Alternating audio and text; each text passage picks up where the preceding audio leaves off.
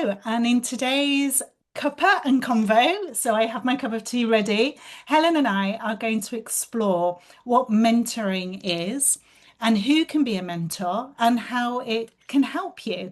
So we're going to dispel some of the myths and ideas and maybe some of experiences that we've had of mentoring so we can look at it as a real opportunity in our workplaces. So where are we going to start, Helen? No. Do you know what? It's really interesting, isn't it? People have kind of quite traditional ideas about what mentoring is and the traditional definition of mentoring around learning from somebody who's more experienced. I think it really needs a bit of unpacking, because I see it in many different ways, not just that kind of traditional learning from somebody who's more experienced. I don't know about what you think. Yeah, I do too. And certainly with the conversations that I've had, particularly around our mentoring program, I think some people think, oh, I can't be a mentor because I don't have like 30 years experience. I'm Yeah. not a CEO of a large company. What have I got to offer? And so they're discounting themselves as having anything valuable to offer someone in their workplace. And yeah, it's a real shame because the workplace is so rich of so many different types of experience, and mentoring can be really valuable to unlock that and help other people. I agree. And you could literally think about who is it that I've got something that I could learn from? And that person could be your mentor. So kind of like exploring that would be really helpful, I think. Yeah, We need to, I think about near peer mentors or reverse mentoring and all the richness of what mentoring is. And, we can really start to think about who is the person that we're mentor who's going to be our mentor and how yeah, can I really help be benefit how can I be benefit from that yeah. experience or from that understanding or from that kind of insight that I don't have. Absolutely. And I think sometimes there are some misunderstandings around what mentoring is. And of course, I know we go into this in the programs and we don't have time to go into it massively now, but just to dispel some of the myths around Mm. that, because there are some overlaps between mentoring and coaching, and you often use very similar skills, but maybe some of the differences. Oh, do you see what do you see as a difference in mentoring in the work that you do? I think I can be much more flexible in a kind of mentoring capacity than I perhaps would in a coaching one, because I would basically come up with things that come to me, whether it might be making a suggestion or suggesting a resource or a piece of work that I've seen in a more kind of relaxed and informal context. I might kind of hear something and say, "Oh, have you thought about that?" Which I wouldn't in a coaching context. So I do kind of use those skills of listening and making statements and reflecting back and kind of hearing what's bubbling up in terms of insight. But I might be much more relaxed when I'm mentoring than I perhaps would in a coaching capacity. Do you know what I mean by Yeah, that? I absolutely agree with that. And I think as well, it enables you to weave in some experience that you might have and gently point somebody towards, or as you say, make a suggestion, have you thought about this or have you explored that? Because you kind of know maybe where the person in front of you is heading to, or you just have some experience that you know could help them, whilst of course making sure that the conversation is about them. It's not about you saying, "Hey, look what I've done." But it can be so much more, as you say, flexible and practical. I think you can really deep into the practicality when you're mentoring Yeah, yeah, somebody I and agree. really come up with some practical steps Yeah.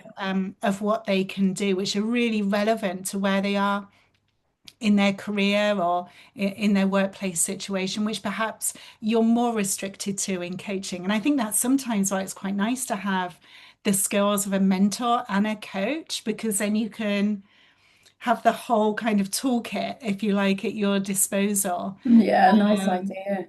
you know, Nice idea. And I think that, when you are mentoring, you really are kind of drawing on what comes to you. But one thing that springs to mind for me is that kind of opportunity for co-creation.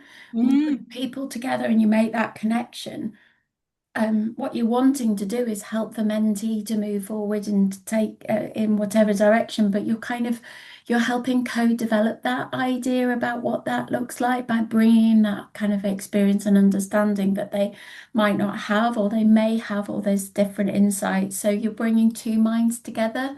The heart of it for me is that kind of conversation, the quality of that conversation, and we can really enrich it with that whatever might come up and bubble up in the course of that mm, discussion or that dialogue, yeah, um, in yeah. a kind of really, really nice and natural way.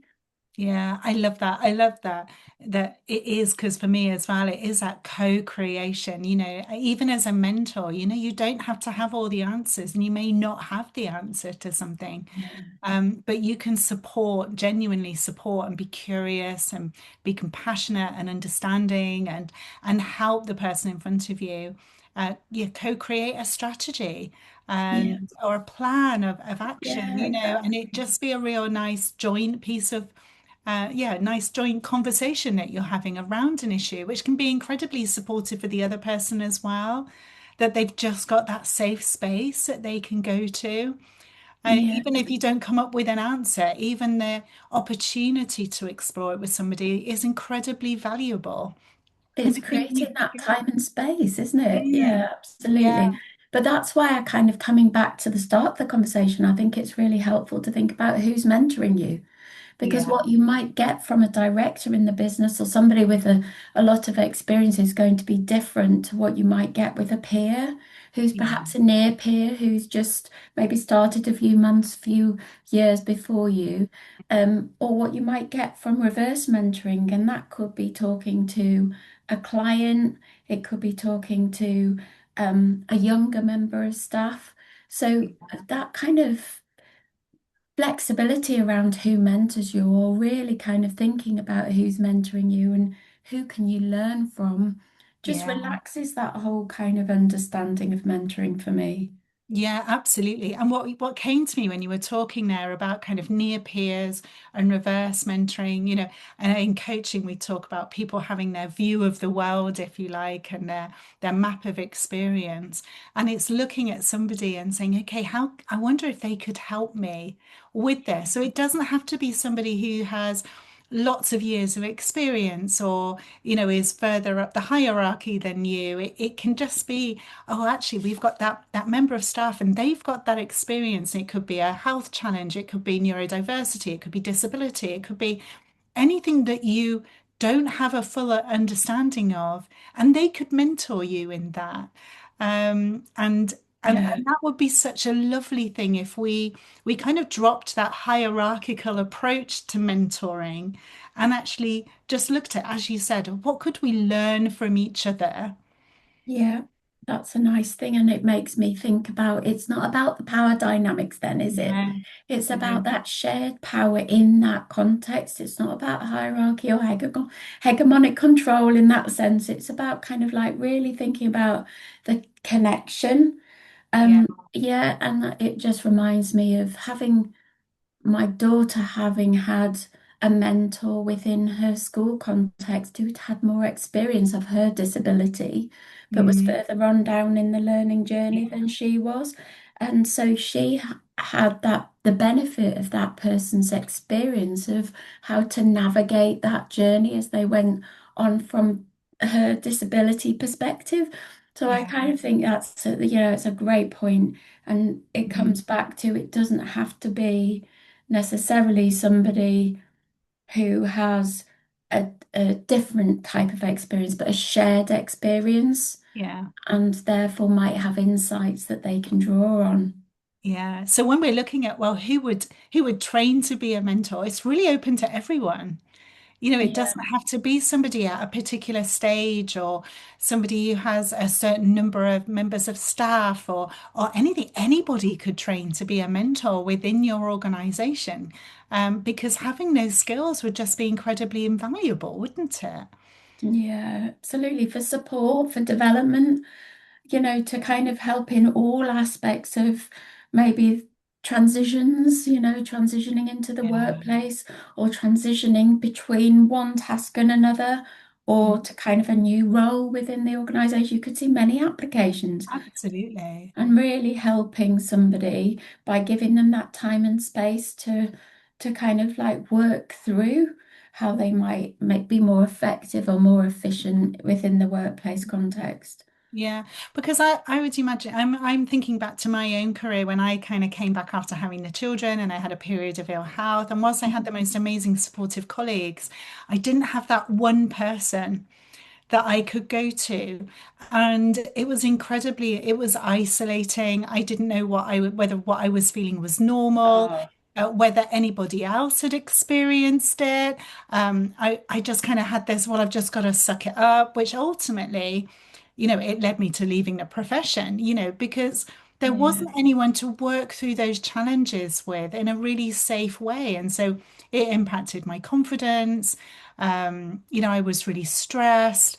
And that's really not good, is it, for a healthy No. workplace? Oh, do you know what? I can really identify with what you've just said there. When I moved back in after being on maternity leave and going back into the workplace and just feeling totally at sea, didn't feel like I could ask colleagues or take up too much of people's time. I didn't know what had changed. I didn't know culturally how things had moved on. I didn't know what kind of like where we were with the strategy. I totally identify with what you're saying.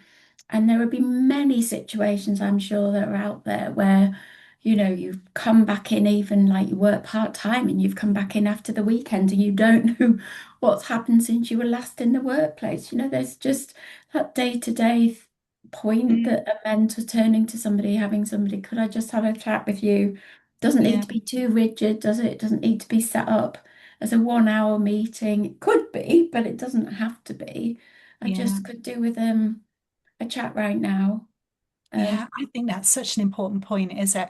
Because we also have this idea, don't we, that mentoring has to be like really structured and you have to have like 6 sessions over because of course that's how we trained and but it's those moments, in the office or if you're working remotely from home, just reaching out to somebody on Teams or on a yeah, WhatsApp, just saying, have you got 5 minutes?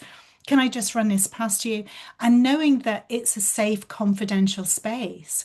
It's not going to be brought up in your appraisal if you have one of those, or, it's somewhere where you can go to for be that help and authentic. support and be really Yeah, authentic and really real honest. and Yeah, honest and receive the support that you yeah, need. absolutely. And have that trusted relationship with somebody in the workplace who you know can just help you in that moment. Yeah, Absolutely. Absolutely. This is where mentoring for me is just gives that sort of enriches the kind of workplace relationships and dynamics in a way that, other forms of support can't. absolutely. And I think really the workplace is very similar to when you're running your own business. There are very few people you can go to that are trusted Yeah. colleagues where you can really tell them, how it really is. And, that can be very isolating in the same way as it is in the workplace. And, just talking now, I'm thinking how many kind of challenges or issues or problems we could just kind of like nip in the bud. Just if I mean, wouldn't it be amazing if everyone in a workplace had like someone they could just turn to when things were just getting a little bit tough or their state of mind had just dipped and when you're not looking at the world straight and everything's getting a bit too much and you could just go to someone and just go, can I just, share with you what's going on for me right now and can you help me kind of work through it and then give help and advice and then just set them back straight. What a difference Mm. that would make. Yeah, absolutely. And to somebody feeling like they had being in that moment, I think that Yeah, then becomes a natural consequence of that, that you get that absolutely. support when you need it and hopefully not take up too much of your colleagues' time to be able to help you through something. It doesn't have to be very long. And then you're back on track and you feel like you know what you're doing and you can move forward and be more effective in your role. I Absolutely. just think, yeah, that can make such a big difference. Yeah, and a difference to the culture of the whole of the organization, isn't it? If they, if you have an ethos that you have mentors there and real mentors that are available and you're Yeah. creating these connections and they're going in different directions, it's not kind of just kind of down, top down, it's across with near peers. You've got some reverse mentoring going on where you're, mentoring maybe some people from like the younger generation or new starters or clients so you can gather their worldview you know that's going to be an amazing culture to work in, isn't it? Yeah, no, absolutely. Um, Totally agree. Well, yeah, thanks. That's been that's been amazing. It's such a great place to amazing. stop, isn't Yeah, it? I'm ab- feeling really inspired now. I don't know about yeah, you.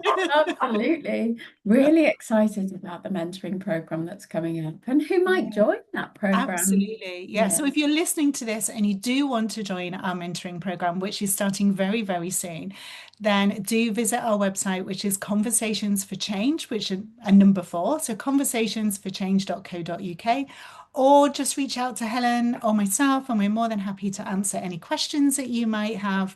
Yeah, so you can come and join us on our amazing program. and we still have a few places. Yeah, So, we do. We do. So be um, quick because they may yeah, go, especially after this. and they're fully funded if you're in North York and North Yorkshire. So Yeah, listening that's a really in good that point, region isn't is it? really important. Yeah, yeah, brilliant. Thank you so much. Super. What a No, lovely what a lovely that. couple break. That was brilliant. Okay.